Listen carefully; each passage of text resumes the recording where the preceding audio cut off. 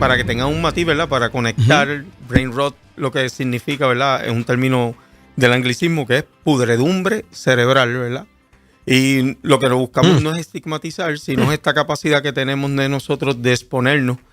Tanto puede pasar en lo digital, sin ánimos de demonizar las redes, pero ese uso excesivo donde minimiza, ¿verdad? Yo lo voy a llamar cerebro de redes sociales, donde mi proceso cognitivo se minimiza a lo que dice un algoritmo, a lo que hay en una escala de un meme, o por lo que puedo tabular, ¿verdad? Por 160 caracteres.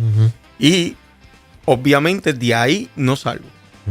Y si hay algún, ¿verdad? Esto es lo que tiende a pasar, si hay alguna línea de pensamiento que me saca de esa zona de confort, pues prácticamente lo voy a, en el caso de la iglesia, demonizar, o en el caso, ¿verdad?, de una cultura, pues lo estigmatizo, porque se me sale de esa zona de lo que yo entiendo. Entonces, eso minimiza el diálogo, la interrelación, la cognición, la sintaxis de ideas, el proceso semántico, etc. Usted viene con una línea interesante porque la vez anterior habló de la sobreestimulación de la exposición en las pantallas, ¿verdad? Claro. Lo que es, ahora esto, que recuerdo que finalizamos con algo parecido, ahora hablando de la iglesia, ¿cómo traducimos eso que está sucediendo, que es real, que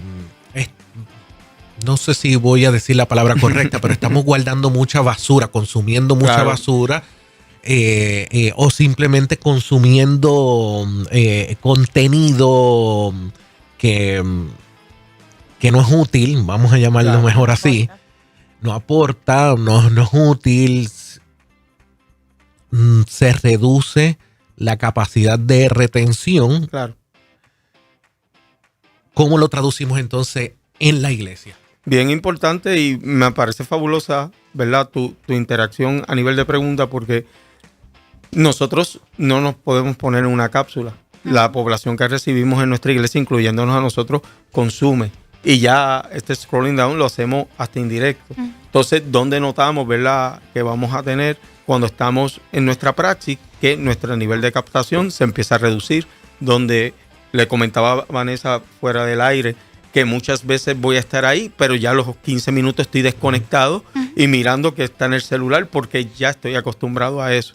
Entonces, la realidad es que nuestra cosmovisión eclesial no se puede salir de esa realidad. Pues, por lo tanto, sí deberíamos de enseñar a ser proactivo, a desarrollar herramientas de cómo yo puedo interaccionar, diríamos como antídoto al brain rot, que verdaderamente la forma, aunque puede parecer un poco rudimentaria, es la higiene de las redes sociales. O sea, fomentar que si no nos ponemos paradigmas de donde tengamos limitaciones, que hablaba con la vez anterior tuyo, que nos pongamos horarios de utilizar, parece algo riguroso, pero está comprobado que tiene unos benefactores en eso. ¿Por qué? Sin salirnos del contexto. Quizás esto lo vemos tan habitual, estar tan expuesto, que decimos, mira, es que lo hace todo el mundo, pero ¿dónde estamos teniendo problemas? Pues a la hora de la disertación del canon, porque el canon requiere unos procesos donde tú tienes que analizar, donde, por ejemplo, a la hora de tú ser discipulado, más allá de una clase, requiere la sintaxis de ideas, preguntas, contrastaciones. Obviamente, si tú ese ejercicio cada vez se le minimiza, pues tú no vas a tener diálogo, a todo le vas a decir sí, amén, pero honestamente nunca vas a aplicar nada. Entonces, a la larga, ¿quién es el problema? El problema es intangible, no se ve, pero a la larga lo que vamos a tener, gente convertida, pero gente no discipulada. Y no hablo de estar en una clase. Gente, ¿verdad?, que no va a tener ese proceso de matetes, que es donde lo que a ti te hace discipular es pensar la fe, analizar la fe. Incluso, vamos a ser honestos, tener tus contrastes con la fe, donde tú haces unas preguntas y eso te acerca a los buenos recursos. Ok, mire, usted es profesor, me imagino que está constantemente con estudiantes. La generación de antes no es la misma de ahora. Y voy a traer una conversación que tuvimos fuera del aire, lo voy a traer al aire. porque me parece que digno para poder quizás analizar, y a lo mejor no vamos a tener una solución absoluta. En aquel momento usted hizo un comentario, la iglesia que conocemos hoy. Claro. Esta cultura de iglesia que conocemos hoy, no, probablemente de aquí a varios años no la vamos a conocer como la conocemos hoy, ¿verdad? Y cerró con esa y dejó, yo sé que a mucha gente dejó por ahí. Claro. Y fuera del aire después tuvimos una conversación que esto es una realidad, como usted dijo. No podemos desconectar a nuestro público, nuestra comunidad de fe, desconectarla de lo que está pasando socialmente. Sí. E incluso si seguimos evangelizando, vamos a traer lo que está pasando socialmente a la iglesia.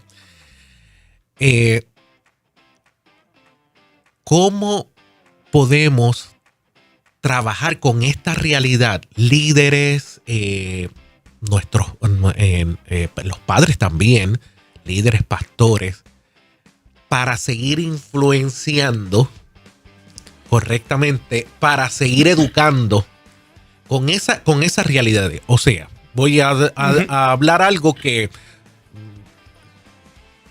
casi todo el mundo, no voy a decir todo, ¿verdad? Casi todo el mundo. Sabemos que un mensaje de 2 horas, la generación de hoy, no te lo aguanta. Están allí, pero no están allí. Sí. Si debería o no debería, si debería atender. Podemos debatir todo ese tipo de cosas. Pero la realidad es que no están. Esa es la realidad. Eso no es real. La realidad es que no están. Hay que manejar esa realidad. Muy cierto. ¿Cómo? ¿Cómo vamos a trabajar con eso? Tenemos que ser más, aprender un poquito más de esto para llevar mejor el mensaje.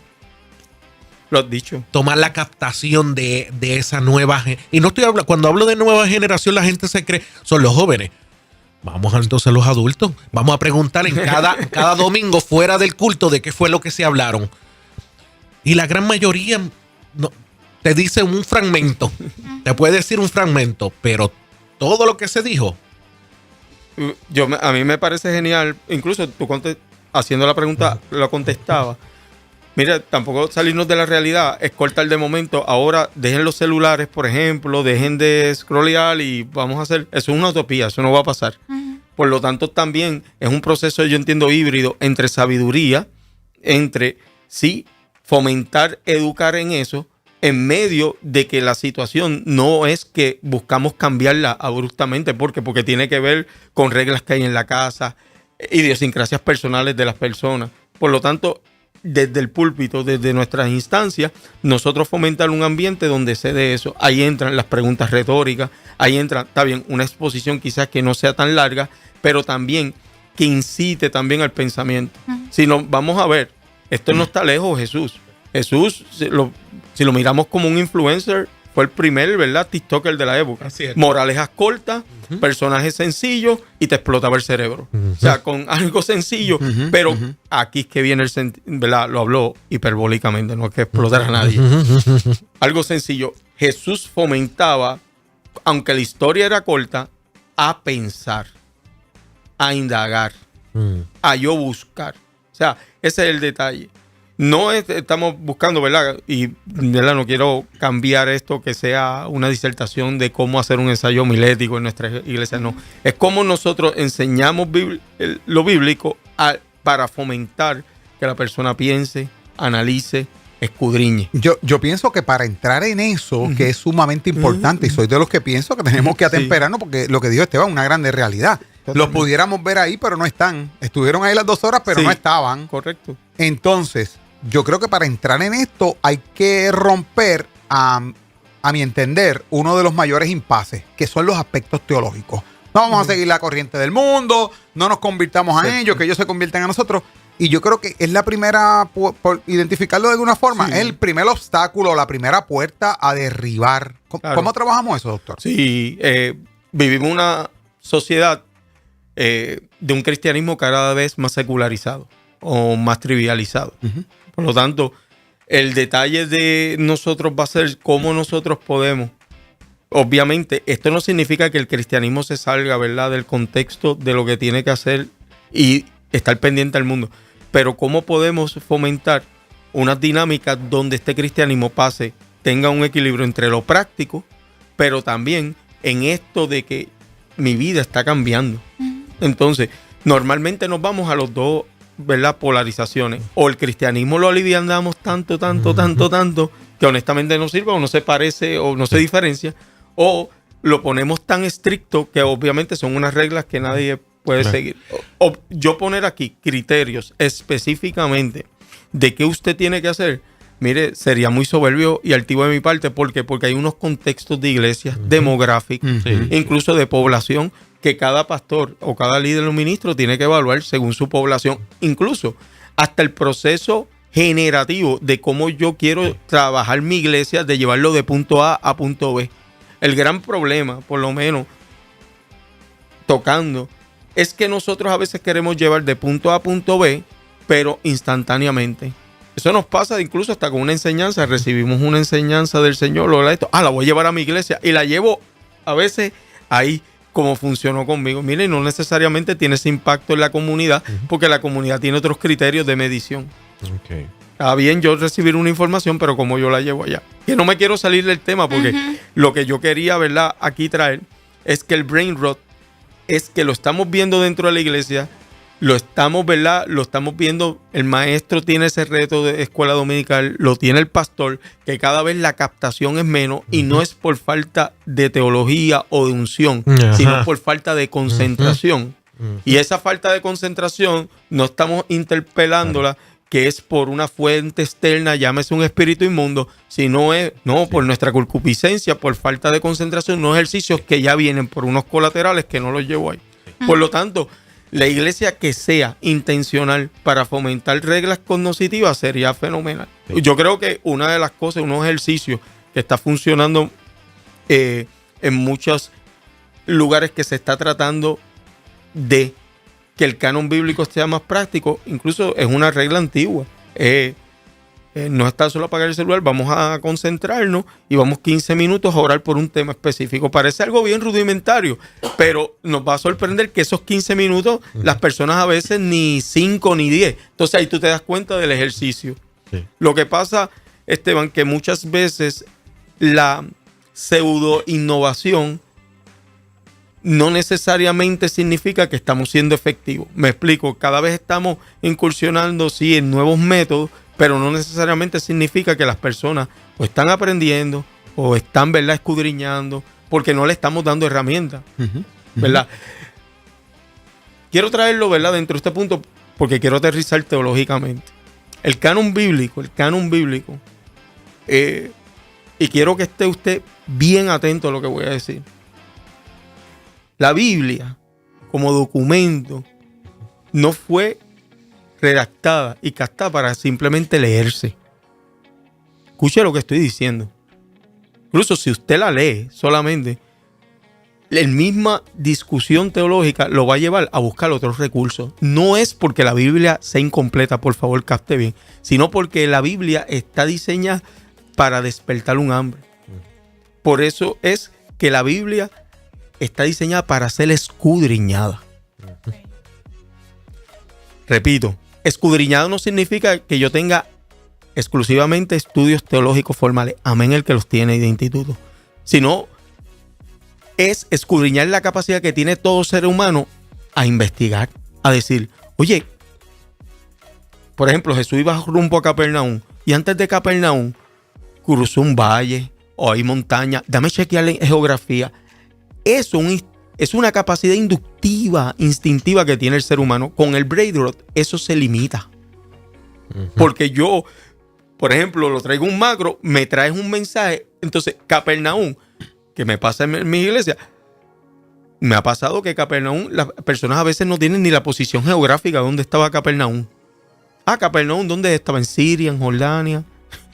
Y aunque eso parece punto que tiene que ver eso, son puntos medulares que me ayudan a conectar la historia, porque dentro de la historia hay unos entrelíneas que no se ven. Entonces, lo que quiero traer con el brain rot va castrando, limitando cada vez eso, que son factores que no tienen que ver con la pastoral ni con el maestro. Son unos factores inductivos, instintivos, sociales, macrosociales, que cada vez los estamos viendo menos en nuestras poblaciones que nos visitan, tanto de jóvenes, adultos, y donde obviamente se da un mensaje, pero el mensaje necesita otras herramientas donde se retroalimenta. Aquí no estamos sustituyendo al Espíritu Santo, sino es que el canon bíblico fue diseñado para eso. O sea, yo sé que nosotros tenemos muchas muletillas que suenan bíblicas, pero no son. No, si yo oigo la palabra no regresa atrás vacía. Pero cuando tú analizas eso en el hebreo, eso no es decirla como un verbatim. La palabra no regresa atrás vacía. Obviamente, si no hay unos análisis y hay verdaderamente unas partes que yo hago dentro de la metanoia, que es el arrepentimiento, dentro de que lo sano escudriñamiento. Y cuando yo uno todos esos factores, claro que no regresa atrás vacía. Claro que no va a regresar. ¿Qué fue? Sí, el mensaje que me dieron, pero una serie de factores que fueron retroalimentando.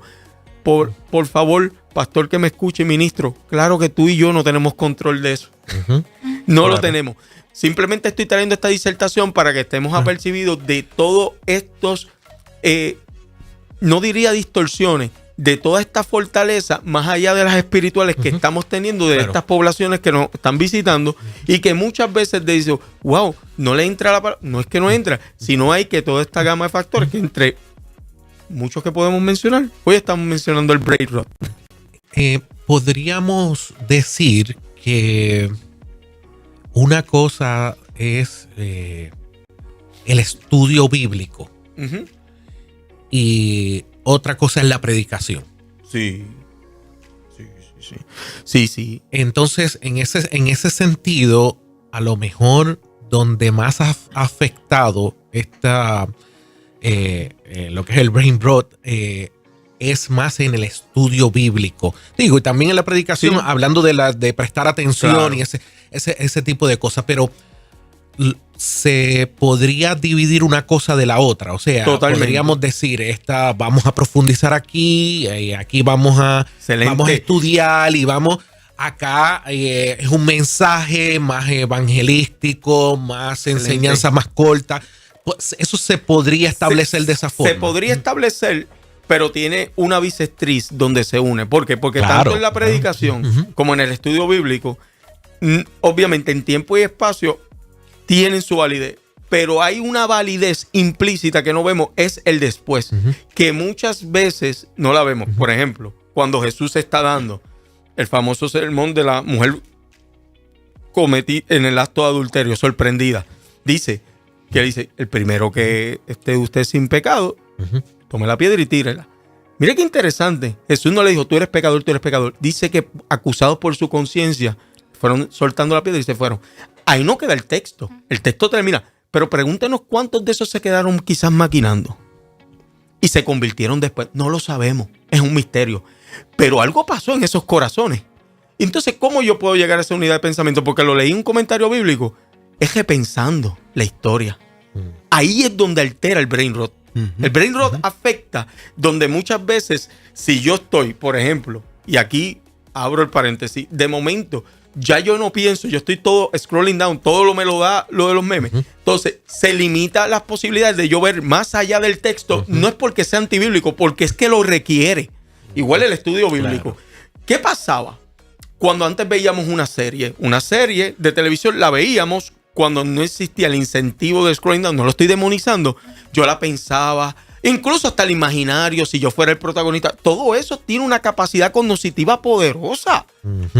¿Qué pasa? Hoy yo veo algo y yo tengo que sobreestimularme. Ya yo no estoy pensando y todo eso se empieza a limitar. Y ahí es donde afecta tanto la prédica como el estudio bíblico, que puede ser que yo como recurso me la comí. Incluso a nivel exegético, eso está de show. A nivel hermenéutico, eso está de show. Pero aquí lo que yo estoy hablando es que yo hago lo implícito. El brain rot, lo que me va a afectar es el implícito que yo como creyente necesito tener. Claro, esto es bien subjetivo porque aquí yo no tengo una evidencia porque estamos hablando.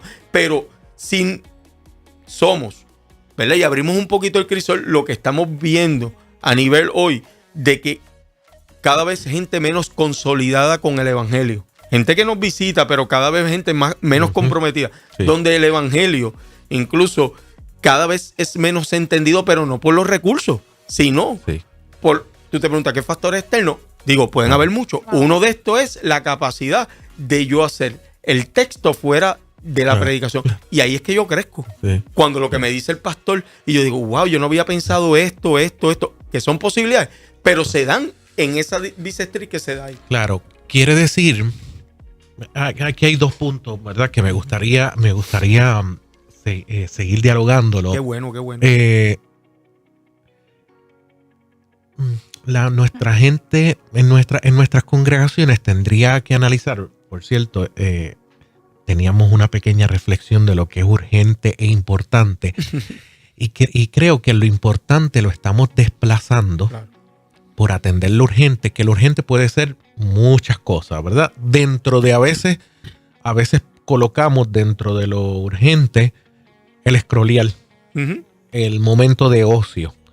Y que hay que tenerlo en su momento, pero cuánto tiempo le estamos dando que desplazamos lo que es importante, ese estudio sosegado, esa desconexión para poder tener el espacio mental, no sé si es correcto, pero el espacio mental para poder hacer esa introspección, análisis, ese escrutinio bíblico de poder rebuscar y poder seguir, no para la discusión, porque eso es otro tema, ahí es otro tema. Bueno, la gente lo que busca es para querer discutir y querer, pero vemos mucho que lo que buscamos es para que Dios transforme la vida de uno, poder seguir equipándonos para poder bendecir a la gente, que me rodea, que pueda yo ser de bendición para Jerry, para Vanessa, para el doctor, que podamos seguir equipándonos. Eso es importante, pero no estoy haciendo ese ejercicio. Claro. Y partiendo del canon, diríamos, el brain rot se convierte en la antítesis de Romanos 12:2, donde la capacidad de nosotros de desarrollarnos en el evangelio, amén, por lo que el Señor hizo en el sacrificio de la cruz, es por el aspecto de la anacainosis, renovaos vuestro entendimiento. O sea, el renovaos se da dentro de muchas multifuncionalidades, también por esta capacidad de yo tener y pensar la fe. ¿Qué pasa? El brain rot se puede convertir en un obstáculo para yo tener. Lo repito, aquí no estamos demonizando el scroller, es cuando eso se convierte en sustituto. Hay un ensayo bien interesante en la Universidad de Oxford, donde pastores anglicanos se hizo una muestra de pastores, cómo era que buscaban inspiración para sus mensajes. Y se hizo la muestra primero, cómo hace 10 a 15 años ellos hacían sus mensajes, y otra, cómo lo hacían ahora. Más de un 90% contestó que la forma como ellos se inspiraban a sus mensajes era yéndose a correr, yéndose a la playa. No estamos dogmatizando esto, no estoy diciéndole ahora a la audiencia, bueno, ahora para inspirarte a verte a la playa, porque si no te gusta la playa y te distrae, pues es otra cosa. Pero eran factores que inspiraban a pensar, repensar, buscar significado. Y esos mismos pastores, porque la muestra tenía que incluir, ¿verdad?, que tuvieran más de 20 años en el pastorado y como fueran, 66% la forma que hoy buscan para sus mensajes es scrollear un mensaje, buscar.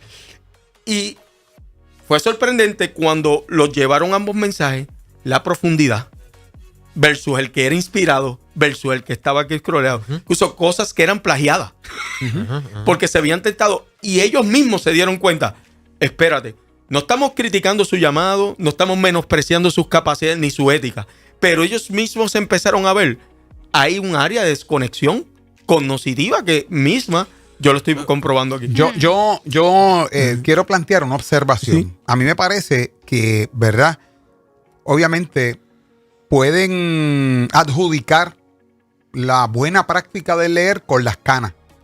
Que a los que tenemos más canas nos gusta leer más. Pero a mí me parece que antes de la proliferación de estos mecanismos tecnológicos que tal vez nos están llevando a esto ustedes, y no estamos, me uno a sus palabras, no estoy demonizando el scrolling, no estoy demonizando, en un momento dado nos nutre, pero yo vengo observando a mis 61 años que el rezago o el abandono del interés por la lectura y por los elementos básicos, como usted dice, tan sencillo y lo que dijo Esteban, Excelente. de poderme sentar a observar la naturaleza y de ahí buscar tal vez en esa gestión incidental de que yo tengo una responsabilidad y hoy saqué el día para ver a Dios en la naturaleza. Creo que eso, mi observación es que yo siento un rezago. Excelente. Siento un rezago por la lectura. Antes nos desesperábamos si no teníamos la lectura y el conocimiento desde acá y no desde acá. Tenía que Excelente. correr a buscarlo en una lectura. Ahora, precisamente, no únicamente el scrolling. Tengo una tecnología que digo, pues ya ni tengo que leer porque le pongo aquí un searching y busco qué puedo hacer en Excelente. esto. Así que a mí me parece, yo siento como que hace tiempo no había llegado todavía la tecnología del scrolling y ya se estaban abandonando unos elementos básicos para el desarrollo cognitivo. Diríamos que esto, ¿verdad? E incluso los que están estudiando este tema, ¿verdad? Que todavía la academia está, diríamos, neófito en esto, le llaman el síndrome post-pandemia. La pandemia le puso la cereza en el pastel, porque entonces incentivó más esto. Algo, ¿verdad? Y para dejarte, Esteban, hay un ensayo bien interesante no los voy a mencionar, ¿verdad? De los cinco youtubers que son sumamente hiper exitosos. Entre ellos uno, Diego Subrerín, lo puedo decir, Lucito, que ya están teniendo unos estresores por tener este tipo de dinámica, porque la gente ve los youtubers lo que ganan, pero no ven las dinámicas de tú estar editando videos. Sí. Y eso trae un PTSD y etc. Pues obviamente ellos están yendo a científicos sociales, a psicólogos, y todos le dijeron, todos, unánime, hay que reducir el crear contenido y dedícate. Ir a la playa, haz el grounding, descalzo. O sea, volver a cosas básicas. Yo sé que esto quizás suena bien elemental para algunos. Pasa tiempo con tu familia. Si vas a comer, apaga el celular, porque si lo dejas prendido lo vas a ver. O sea, ponte pueden parecer algo bien riguroso, pero te va a dar vida, muchacho o muchacha. Y dos de ellos, no voy a mencionar, dos de ellos han visto cómo su vida emocional ha increpado. Incluso ahora crean otro tipo de contenido porque dice, antes yo me veía tentado a todo agruparlo ahí y ahora estoy. Mire cómo esto lo estoy tocando fuera del canon. Imagínense esto si lo hiciéramos para el Señor en este aspecto. Ok. O hablamos y me voy a tomar el tiempo, aunque me coja 2 segmentos aquí, ya la productora me va a dar un memo, pero es importante, creo que es importante. Este tema, esto ayuda mucho. Sí, ayuda a la conversación. El interés principal es que se siga conversando, podamos seguir analizando, dejemos el scrolling un poquito, sin demonizarlo. Yo lo hago, se hace todo el mundo. Hacemos todo. Estamos en esa. Hablamos del creyente, qué debemos de hacer. Y no estamos hablando tampoco de salvación, de condenación. Estamos hablando de la importancia del conocimiento bíblico y de cómo vamos a vivir como creyente, como oveja. Cómo vamos a vivir en esta tierra mientras nosotros estemos aquí, ¿verdad? Si de verdad quiero que Dios transforme mi vida y me lleve en la dirección correcta, o yo voy a tomar el control de mi vida aunque sea cristiano. Como usted quiere, ¿verdad? Pues usted quiere profundizar, pues usted quiere que Dios obre en usted y los suyos, pues hay que profundizar, hay que hacer lo que nos toca a nosotros, como decíamos en la reflexión, categorizar bien lo urgente y categorizar bien lo que es importante y no desplazar lo importante que tenemos que hacer. Ahora vamos a los líderes, a lo que hablé ahorita, por eso dije que lo quería dividir en esas 2 partes. Y hablé sobre hacer la diferencia entre lo que es el estudio bíblico y lo que es la predicación.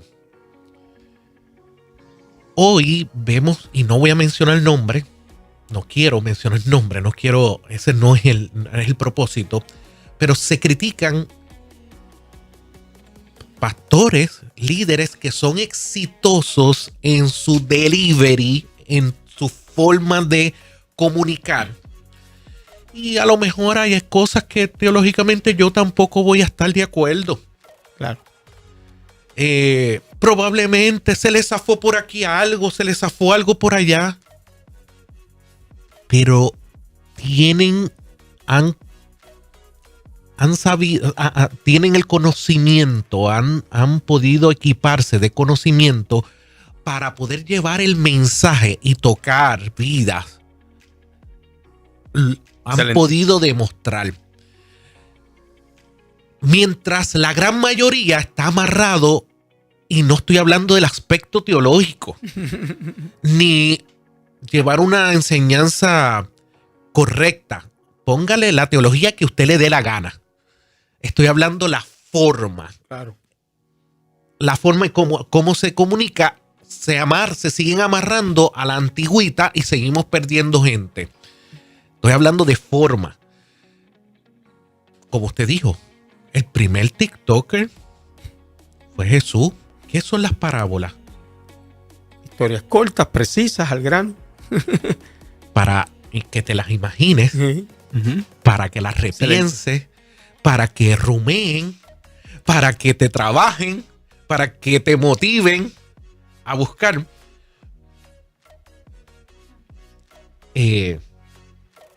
Podríamos pensar que nuestras predicaciones, no estoy separando la enseñanza bíblica una cosa de las predicaciones, se podrían tornar hasta cierto punto para la generación y lo que estamos viviendo hoy. No estoy hablando de los jóvenes, lo que estamos viviendo hoy se ha tornado obsoleta, el estilo, la forma, pensando en que este va a ser el patrón. Sí. Yo no sé si cambie, ojalá y cambie. Ojalá y cambie, pero si no cambia, volvemos a su comentario. No vamos a ver las iglesias como las conocemos hoy de aquí a, no sé, 40 años. Por poner 40, no sé, 50 años. Los otros días, no, ayer o antes de ayer, corríjanme, estábamos hablando del podcast de la gobernadora. La gobernadora no es la única que está haciendo podcast, no es la única ejecutiva de países que están haciendo podcast. O sea, esto ha ido cambiando. Hablando fuera de la iglesia, ha ido cambiando. Ahora el estilo, la forma de cómo comunica, cómo es una realidad. Que no estamos de acuerdo, no quisiéramos que fuera así. Ok. Excelente. No, es verdad, no quisiéramos que fuera así. Quisiéramos que fuera de otra forma, pero es nuestra realidad. Es nuestra realidad. Y tenemos que despertar a esa realidad. Sí, claro. Lo estamos haciendo dentro de la iglesia, doctor. Contestando tu pregunta, No sé. no, normalmente vivimos, ¿verdad?, distanciados de las reglas de contexto, de entender nuestros contextos. Voy a utilizar de ejemplo a Jesús, para ir al grano. Jesús era un ser humano que tenía el contenido, pero estaba temperado él estudiaba sus poblaciones. Incluso Jesús, como maestro, poniéndole el sombrero pedagógico, hay que darle más de 100 puntos. Hay que dárselo. Porque Jesús, 66.6% de su mensaje, su tema principal era la siembra y la cosecha. ¿Por qué? Porque en la generación, en las poblaciones del Mediterráneo del siglo I existían dos clases sociales, o ricos o pobres paupérrimos. No existía clase media, eso viene por la Revolución Francesa. ¿Y a quién Cristo le estaba hablando mayormente? A la generación agraria. Cuando él le daba un ejemplo, el reino de Dios es semejante a un grano de mostaza, ese agricultor en su filosofía de vida decía, ya entiendo, entonces algo pequeño. Porque a Jesús le interesaba que su audiencia entendiera el mensaje y lo analizara. Ahora, cuando Jesús estaba en otro escenario, utilizaba la parábola del joven rico, obviamente porque le estaba hablando a la élite. Jesús, si algo tenía, es que sabía entender y discernir sus contextos y sus poblaciones. Y no hacía cosas para simplemente captar, sino para que su audiencia lo entendiera. Entonces, contestando tu pregunta, Jesús, si lo pudiéramos canalizar hoy, yo estoy convencido que pudiera utilizar un TikTok. Yo estoy convencido que pudiera utilizar eso. Ahora, el utilizarlo no significa diluir o disminuir el mensaje. Ahí es que está. A veces tener ese balance es la polarización. Pero es que lo confunden. Sí, doctor, estamos en un tiempo donde los extremos son negativos, lo sabemos, pero a donde quiero ir es que si soy... Déjame ver qué ejemplo uso. Ok. Por el estilo, porque ahora supongamos, voy a ponerme en los zapatos de un pastor, no soy pastor, pero ahora yo vengo y soy radical en la forma en que enseño. Uso pantalla. Cuando digo de uso, todo el mundo usan pantalla, pero en vez de yo estar hablando, cojo cortes de película, ilustro y voy ilustrando y ese tipo de cosas. Supongamos que sea bien radical algo, no sé, algo que no le guste a nuestra comunidad. No, eso es una herejía. Eso no se puede. No, eso, ¿cómo sabe? Lo demonizan.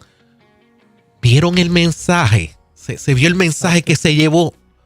¿Cómo se llevó? ¿Qué fue lo que se dijo? Que es lo importante.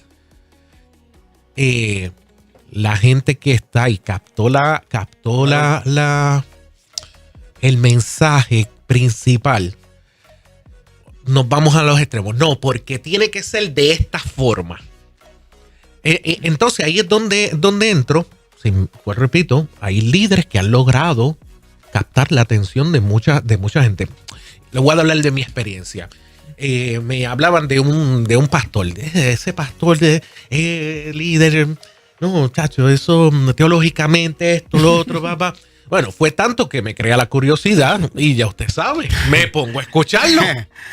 El primer mensaje, el primero que vi, me cogió y me partió. Me partió. El primero que vi. Y fue que me lo enviaron. Mira, para que veas esto. Me partió. Que no voy a estar totalmente de acuerdo con él. Claro. Probablemente puede ser que hayan cosas, pero eso es parte de la dinámica. Y ese ejercicio de escoger o no escoger no equivale al predicador más allá de la responsabilidad. Es de nosotros. Uh-huh. 1 Tesalonicenses 5:23. La exhortación paulina es examinarlo todo y retener lo bueno. ¿Qué te está diciendo? Que el ejercicio de examinar ni es del Espíritu Santo ni del otro. Es un ejercicio inductivo, cognoscitivo de nosotros. Uh-huh. Y partiendo de tu criterio, puedo yo observar algo. Obviamente aquí no estamos auspiciando herejías ni cosas que se saben. Claro que no. Pero claro que pueden haber cosas que esto no y esto sí. Y eso no significa que el mensaje dejó de ser, ¿verdad?, recíproco dentro del canon. Mira, trayéndote un ejemplo dentro de tu matiz. Hoy es bien venerado dentro. No quiero utilizar ese adjetivo, ¿verdad? Para nosotros un poco sensible, pero casi Charles Spurgeon se le conoce como el príncipe de los predicadores. Uh-huh. Y viene de cuna bautista. Uh-huh. O sea, hoy ha logrado trascender. Pero si nosotros estuviéramos en tiempo y espacio cuando estaba Charles, quizás ni lo escuchábamos, porque lo hubiésemos encontrado un poquito estrambótico su mensaje, porque Charles Spurgeon no era académico. Aparte de lo que hace, de ciertas cosas personales, que si las decimos, no, la idea no es minimizar. Para su mensaje se iba a la ventana. Entre otras cosas. Siga. Y Spurgeon te predicaba sobre 10 veces en la semana, por decirle un número relativamente bajo, pero Spurgeon, sus mensajes, nadie puede decir, sí, el contenido bíblico está ahí, pero Spurgeon estaba con un sentido autodidacta. Él estaba temperado de todo lo que estaba pasando en el sufragio de la esclavitud, lo que estaba pasando en la corona, lo que estaba pasando en el proceso del coloniaje. O sea, todo eso él tenía la facultad de incluirlo. Y volvemos a lo mismo. Si era una estructura clásica, decía Spurgeon, que hace mezclando una cosa con la otra. Pero vuelvo a lo mismo, utilizar las palabras de Karl Barth, que fue un excelente filósofo dentro del siglo I. En el cristianismo decía, nadie puede hacer sana teología solamente con la Biblia en la mano. Tiene que tener la Biblia y un periódico. Obviamente no habló de prensa amarillista. Él hablaba en aquel entonces, la Biblia tiene que estar relacionada con lo que está pasando y decir ahí. Y si tenemos problemas con eso, hay que mirar a Jesús. ¿Por qué Jesús lo escuchaban? Porque Jesús estaba al día de lo que estaba pasando. No era que estaba buscando secularizar el mensaje. Es que el mensaje era pertinente para lo que estaba pasando. Claro. Sí. Y ahí es que viene tu punto con lo de la película, con lo que hay, ¿verdad? No voy a entrar, pero uno de mis predicadores, yo vengo de la academia, en mi caso, y el predicador que más a mí me impacta personalmente no es un académico, es Dante Gebel. En mi caso, que hay cosas que yo, y lo puedo decir aquí, esto no, pero el mensaje a mí me trabaja muchas veces en su reflexión, en cómo él parodiza. Obviamente, que yo no escogería ese punto, claro que no, pero como ese es su estilo, como él parodiza con lo que está pasando en el mundial y lo tejiza, Claro. es un trabajo de escrutinio. Yo creo que es una gestión, esto que se ha planteado hoy aquí es tan valioso y quien pueda identificar esto y clasificar esto debe clasificarlo como valioso y le voy a explicar por qué. Aquí le está hablando un hombre no solamente con llamado, sino con el ejercicio pastoral de más de 20 años. Yo creo que si yo no me atempero, yo estoy siendo mezquino con las futuras generaciones. O sea, si yo no me atempero y yo no busco de alguna forma cómo yo hago clic con esto, de manera que en el momento que nos toque tener ese pase de batón, yo no puedo pretender que las cosas sean como eran hace 20 años o 10 años atrás. Yo tengo que entender que van a haber el aumento de muchas cosas que en la misma Biblia está y no es otra cosa que una advertencia a prepararnos. Excelente. Y yo pienso que si nosotros no hacemos la gestión en la medida en que nosotros esté a nuestro alcance hacer la gestión, Excelente. por lo que yo no conozco, lo conoce usted, doctor, y lo que yo no conozco, lo conoce también Esteban. Y hacer un ejercicio colectivo para nosotros dejarle a las futuras generaciones ese haber, ese terreno propicio para poder seguir llevando el evangelio hasta la venida de Cristo. Sí. Porque si no, no vamos a ser efectivos y lamentablemente, mi opinión personal, mientras yo postergo esta gestión, hay un sector que no necesariamente creen en Dios Excelente. que están haciendo su asignación Claro. Cierto. y nos pueden Ahí. ganar terreno. Y ahí usted... Sí, hace ya rato. tocó, ya Sí. el pastor, Sí. yo creo que le puso Eh, el pastor. Y tan importante es el estudio bíblico, Ujú. lo dije ahorita, es importante Claro. como el interés de poder llegar a la gente y presentarle a Cristo. Claro. Porque sin una no va a venir la otra. Claro. Entonces, ¿qué estoy siendo? ¿Un repelente o estoy siendo un imán? Excelente. Excelente. Buena pregunta retórica que nos debemos. Repelente o imán.